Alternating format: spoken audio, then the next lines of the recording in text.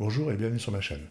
Aujourd'hui, nous allons voir les compositions. Donc pour cela, on va relancer notre local WP. Donc moi, je l'avais déjà fait. On va dans notre administration. Et ici, dans nos pages. Donc moi, j'aime bien travailler mes pages à partir de cette partie-là. On peut le faire aussi directement dans l'éditeur et dans le module page. On va prendre la page d'accueil, par défaut. Ici, quand on clique sur le plus, on a un onglet composition. Et selon les thèmes, vous avez plus ou moins de modèles prédéfinis. Par exemple, là, si je clique dans texte, il va me proposer plusieurs blocs qu'on peut utiliser, par exemple, pour prendre celui-là. Voilà. Donc là, je peux enregistrer et regarder à quoi il ressemble.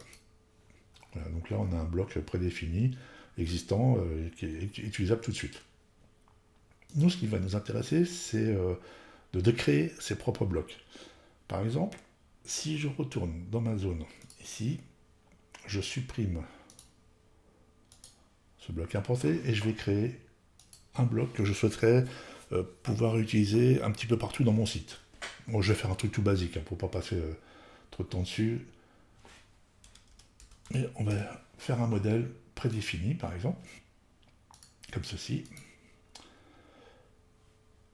Faire ça. Dedans, je vais mettre des colonnes. Je vais en prendre deux. Dans cette première colonne, je vais mettre par exemple une image. Comme ça. Ça, je laisse ça comme ça. Dans ma deuxième colonne, je vais mettre un titre, par exemple. Et je vais écrire quand même quelque chose, voilà. Et je vais rajouter du paragraphe. Donc là, je mets n'importe quoi. J'enregistre. Je vais ici, on peut faire un petit visuel rapide pour voir ce que ça donne. Il n'y a pas d'image, mais forcément, donc ça fait un espace vide. Je retourne dans cette zone-là où je peux voir en détail le contenu de mon bloc.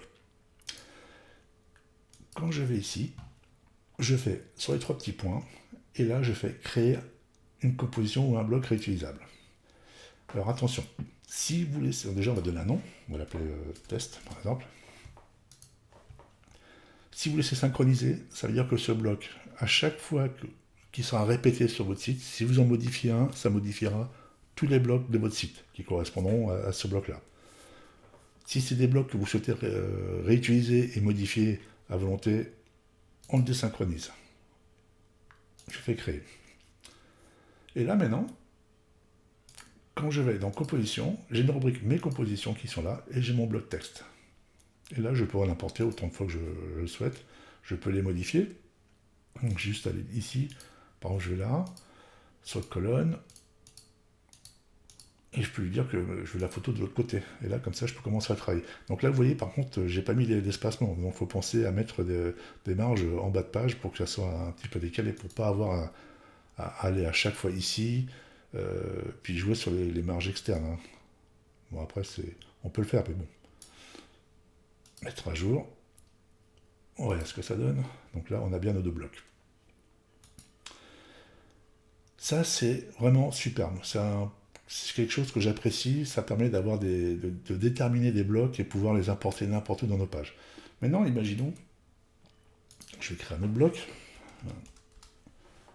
Comme ceci. Voilà. Donc il a dû se mettre au milieu. Je vais le redescendre.